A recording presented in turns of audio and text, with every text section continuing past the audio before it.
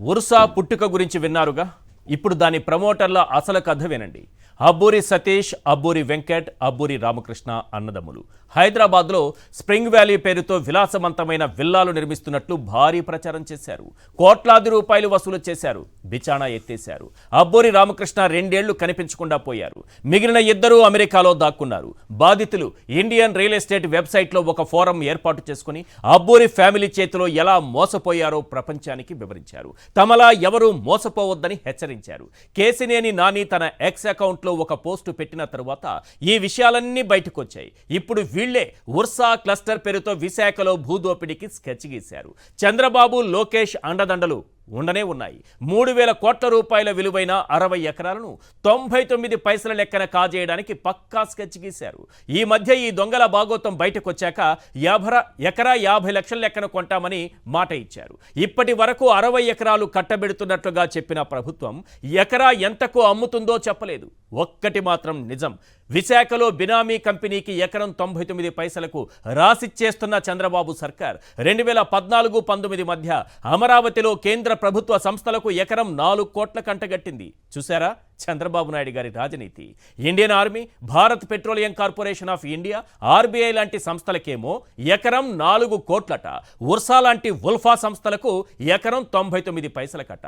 దోచుకోవడంలో దోచిపెట్టడంలో బాబు గారి మార్కా లాంటిది. మరి అంతెందుకు, పిల్లికి బిచ్చం పెట్టని ప్రజాసేవా తత్పరులైన గీతం యూనివర్సిటీ వ్యవస్థాపకుల ఫ్యామిలీకేమో 499 ఎకరాలు లక్ష చొప్పున రాసిచ్చేశారు. పేదలకు సేవ చేయటంలో బాబును మించిన వారు లేరని దీని ద్వారా మనకు అర్థమైపోతుంది. ఇంతకీ కేంద్ర ప్రభుత్వ సంస్థలకు 4 కోట్లు లెక్కన భూములు కట్టబెట్టడం వెనుక, ఉర్సాకు 99 పైసలకే ఊడ్చిపెట్టడం వెనుక తండ్రి కొడుకుల పాత్ర ఉందా? 2014-19 మధ్య ఏం జరిగింది? ఇప్పుడు విశాఖ కేంద్రంగా ఏం జరుగుతోంది? అసలు ఈ ఉర్సాగాళ్ళెవరు? గతంలో వారు చేసిన వ్యాపారాలేంటి? ఇప్పుడు 99 పైసల వ్యాపారానికి ఎలాంటి ప్లాన్ చేశారు? ఈ ప్లాన్ వెనుక ఉన్న పెద్ద తలకాయలు ఎవరు? ఇలాంటి ప్రశ్నల మధ్య ప్రధానంగా ఓ 10 ప్రశ్నలు వినిపిస్తున్నాయి. అవేంటో ఒక్కసారి మనం స్క్రీన్ పైన చూద్దాం. క్వశ్చన్ నెంబర్ 1, ఉర్సా వెనుకున్న అబ్బూరి హైదరాబాద్లో స్ప్రింగ్ వ్యాలీ విల్లాల పేరుతో కుచ్చుటోపి పెట్టారా లేదా? అసలు నిజం ఆ ఇద్దరే చెప్పాలి. క్వశ్చన్ నెంబర్ 2, తమలా ఇంకెవరూ మోసపోవద్దంటూ బాధితులు ఇండియన్ రియల్ ఎస్టేట్ వెబ్సైట్లో హెచ్చరించారా లేదా? అసలు నిజం ఆ ఇద్దరే చెప్పాలి. క్వశ్చన్ నెంబర్ 3, మోసగాళ్లు పెట్టిన ఊరు పేరు లేని ఉర్సాకు విశాఖలో ఎకరం 99 పైసల చొప్పున 60 ఎకరాలు కట్టబెట్టేశారా లేదా? అసలు నిజం ఆ ఇద్దరే చెప్పాలి. క్వశ్చన్ నెంబర్ 4, 3,000 కోట్లకు పైగా విలువైన విశాఖ భూములను ఒక అనామక బినామీ సంస్థకు రాసిచ్చేశారా లేదా? అసలు నిజం ఆ ఇద్దరే చెప్పాలి.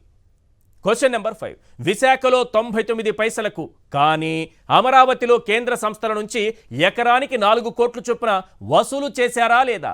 అసలు నిజం ఆ ఇద్దరే చెప్పాలి.